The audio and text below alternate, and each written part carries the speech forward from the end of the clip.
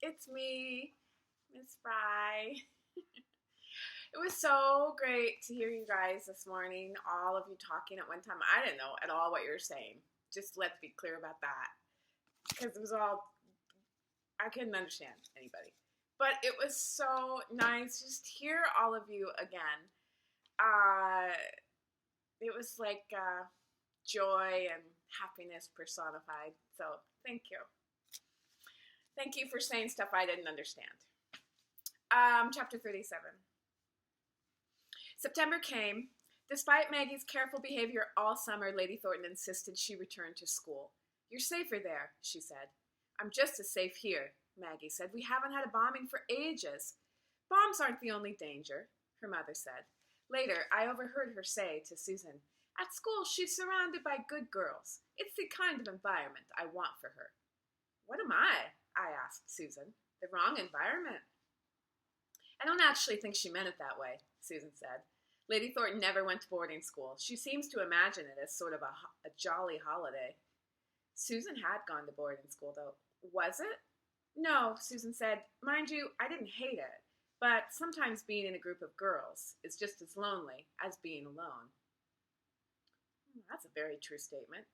Sometimes being in a group of girls is just as lonely as being alone. I think that's true for boys, too. Sometimes being in a group of boys is just as lonely as being alone. 3 days later, Ruth and I rode out together. We were trotting along the road that led to the lookout hill when I saw something red coming toward us. It was Lady Thornton's automobile. I couldn't believe it. Lady Thornton almost never drove anywhere. Plus, I thought she'd walked into town. Ruth's eyes narrowed. She glanced sideways at me. Is that her? That's her. There were hardly any cars on the road these days. It was easy to recognize Lady Thornton's. The car slowed to a stop. Lady Thornton stared at us through the windscreen. My first impulse was to gallop away, but I knew it was no use. I drew rein and halted on the edge of the road. So did Ruth. Maybe she won't be angry, I said. Ruth looked perfectly composed. She'll be furious. Lady Thornton was furious. She got out and stood with her arms crossed, her upper lip twitching. She glared at Ruth and me for a very long, silent minute. I promised Maggie I'd exercise Ivy, I said. How long have you two been doing this without my permission? I stared at the ground. Ivy mouthed the reins against my stiffened hands. Ada, prompted Lady Thornton. I've been riding all summer, Ruth said. Only Butter, I said. He's my pony. I can let anyone I want ride my pony. You've allowed a young German woman to come onto my property against my explicitly stated orders, despite the fact that the house is being used by a government agency during a war against Germany? Lady Thornton's voice had an edge that could have sliced steel. Jonathan said, I never stepped foot into your house, Ruth said quietly. I never spoke to anyone there. I'm not a spy. I hate Hitler. Lady Thornton said, that is entirely beside the point. I'm quite sure I made myself perfectly clear. I am disappointed in you both. She shook her head bitterly. I hope my daughter wasn't involved. No, ma'am, I said, thankful it was mostly true. Go along home, Lady Thornton said. Put those ponies up and come straight back to the cottage. Susan and I will deal with you there. We walked back silently, our ponies' hooves clapping against the road. Swallows dove and swirled around us. I felt awash with indignation. Butter is too my own pony, I said at last. We knew it wasn't allowed, Ruth said. We took a chance and we got caught. But it's silly. You're not a spy. I'm not, Ruth said. It doesn't matter. Lord Thornton trusts you. So does Jonathan. Lady Thornton doesn't. She never has. I looked at her helplessly. I'm sorry. I didn't mean to get you in trouble. Her face looked serious, even worried, but suddenly she laughed. I'm not sorry, she said. I got to ride for a few months at least. Lady Thornton's angry, but she isn't Hitler. She won't kill us or throw us into jail. Susan will be angry. My stomach twisted. I'd never done anything to make Susan really angry before. Horses are good, I thought. Ruth needed horses. We put the ponies up, avoiding Fred. We walked slowly back to the cottage. We just rounded the last turn when Ruth sucked in her breath. Oh no, she said. I looked. The telegraph boy was cycling up the drive. Chapter 38. Ruth and I stopped walking. Her fingers reached out and grabbed mine. "Maybe it's not about Jonathan," I said. The messenger got off his bicycle. He knocked on the door. Ruth said, "He could be captured. He could be injured. He could be missing in action." Lady Thornton came to the door. She saw the messenger. Color drained from her face. I said, "Maybe he had to bail out over enemy lines." Lady Thornton plucked the telegraph from the boy's hand. She opened it with trembling fingers. Her eyes closed. She sank to the ground. "He was just here," I whispered. "He was just fine." Ruth squeezed my fingers. Tears trickled down her face.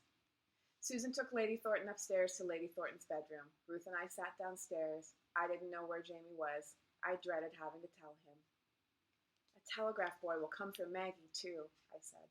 He would cycle up the drive to her school's front door while Maggie looked out the classroom window, her heart filled with dread. "We can't fix it," Ruth said. From upstairs, we heard a long, drawn-out wail. I buried my head in the sofa cushions and choked back tears. "I hardly knew him," Ruth said, "but I think I would have liked him." "I liked him," I said. "I liked him very much." Jamie came in with a basket of vegetables he picked from the garden. "Where's the slop?" he asked. "It's time to feed Mrs. Rochester." The slop was still on the stove, boiling. It was burned on the bottom, but Mrs. Rochester wouldn't care. I poured it into Jamie's bucket. "Let it cool before you give it to her," I said. Jamie studied my face. "What happened?" I couldn't say the words. Ruth said them for me. "Jonathan Thornton died, Jamie." "No," Jamie said. "No, no, no, no." "Yes," I said, grabbing him, holding him tight while he shook and sobbed. Ruth and I cooked supper, but only Jamie ate it. We made a pot of tea. When Susan came back downstairs, I handed her a mug. She took a sip and tears came to her eyes. "You sugared it," she said. "You always do." She rubbed her face with her hands. What a terrible, terrible day. "What will they do with his body?" I asked. It was dreadful to think of Jonathan Thornton in a box. "His plane blew up over the English Channel," Susan said. "They won't recover his body." Jamie wailed. Susan pulled him onto her lap. "It's fitting," she said, wrapping her arms around him. "It has always been a custom for warriors to be buried at sea." We went to bed. I put the blackout up and lay in the empty darkness of my room. I thought of Maggie. When would the telegram reach her? What would she do? Jamie opened the bedroom door. He stood in the doorway in his pajamas, hair tousled, clutching his cat. He said, "Bovril's too sad to sleep." Oh, Jamie. I held my arms out to him, and he cuddled against me, breathing hard. Bovril lay between us, utterly limp. I suppose he knew Jamie needed him. Ruth came in a few minutes later. "I can hear her through my bedroom wall," she said. "Lady Thornton." Susan said she was sleeping, but she keeps making noise. Ruth climbed into Maggie's empty bed. A few minutes after that, Susan put her head into the room. "All right, you're being sensible," she said. "Stick together. I'm going to sit with Lady Thornton." In the morning we woke, and it was all still true. Maggie had gotten her telegram. She was on her way home. Chapter 39. It was a terrible, unending week. It was unendurable, but we endured it. We didn't have a choice. Endured it, but we didn't have a choice. Lord Thornton got a telegram, too. He picked Maggie up at her school, and they came home. They sat on our sofa. Lord Thornton wept. I'd never seen a man cry before. It was horrible. WVS women and Mrs. Elliston and the vicar's wife and other people who knew the Thorntons brought food to our house and sat with us. Ruth locked herself in her bedroom whenever we had company. Otherwise, she took long walks through the countryside. Neither of us rode. I did the chores every day as usual. I brushed Aubon's sleek back and remembered every heartbeat of our gallop across the fields.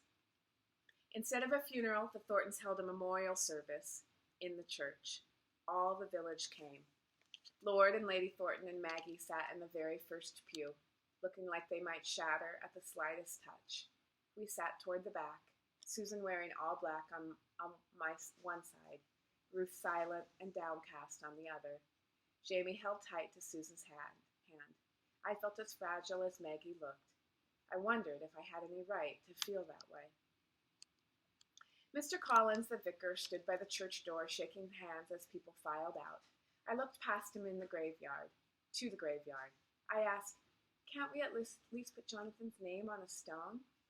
Jonathan had been part of the village. He had gone to the church. He should be remembered there. Mr. Collins said, "I'm sure we will in time." He took my hand and led me down the steps along the path to the center of the graveyard, to a tall stone column engraved with a long list of names. "These are the village boys who perished in the First World War," he said. "None of their bodies were sent home. The soldiers from the First War were all buried where they died." 23 names. I counted. And 2 toward the top. Corydon Collins Jr. and Charles Collins. I touched the names, then looked at Mr. Collins. "Yes," the vicar said, "those are my sons. Lovely boys, both of them." His voice dropped to a whisper. Lovely, lovely boys. I hated war. Lord Thornton returned to his work, wherever that was. Maggie went back to school, though she begged and pleaded to stay home. Lady Thornton became like a wild animal trapped inside our cottage. She never slept. Far into the night, we could hear her moving about inside her bedroom. She paced from side to side. She opened her window. She closed it again. Sometimes she went down the stairs, the 5th and 6th steps creaking violently, and then she might stay awake on the sofa, staring into the darkness, or she might pace back and forth in the sitting room. In the daytime, she sat at the table, cradling cups of tea in her hands until they grew cold. I never saw her eat, only sip at the tea. She was running through our tea ration, but Susan brewed fresh pots and said she didn't care. "What does she think when she looks at me?" Ruth asked Susan. I didn't think Lady Thornton thought about Ruth at all. I didn't think she thought of anyone but Jonathan. Ruth and I confessed to Susan about our writing.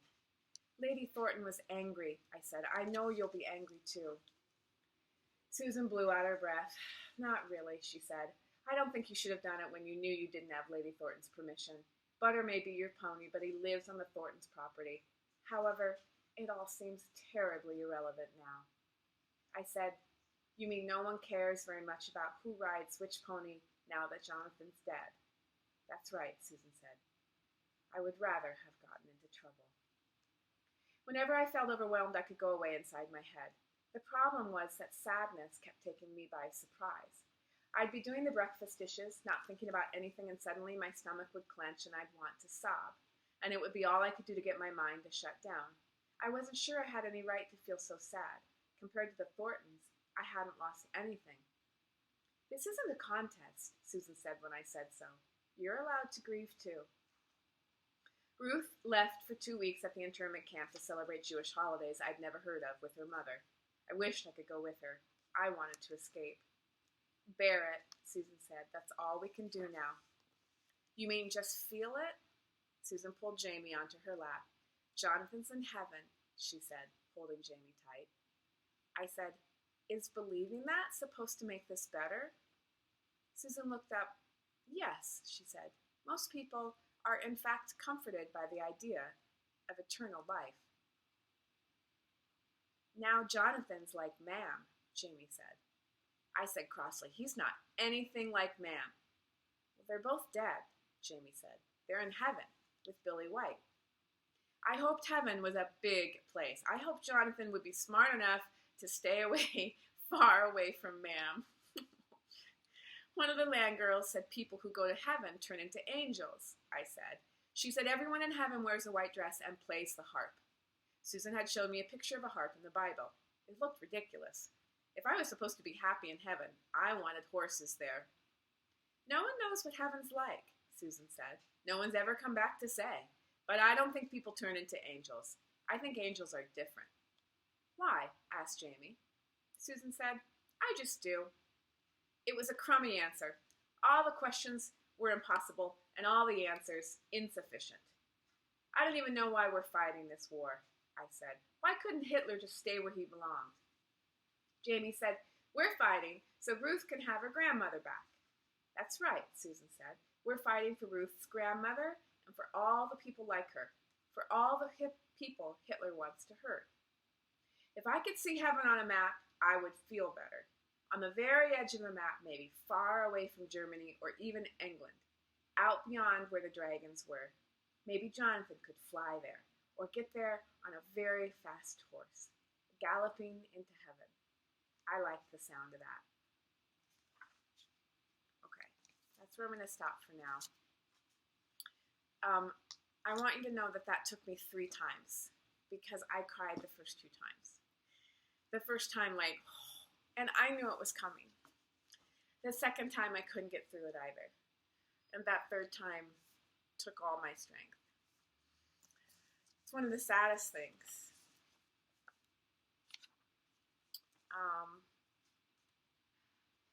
And I'm sorry we're not in person to share it together, but this book is testing our abilities, our emotional abilities, isn't it? Okay, that's all for today. And that's not all for today. I'll do a few more later tonight. I'm going to get ready for the review session. Okay, I miss you guys. Bye.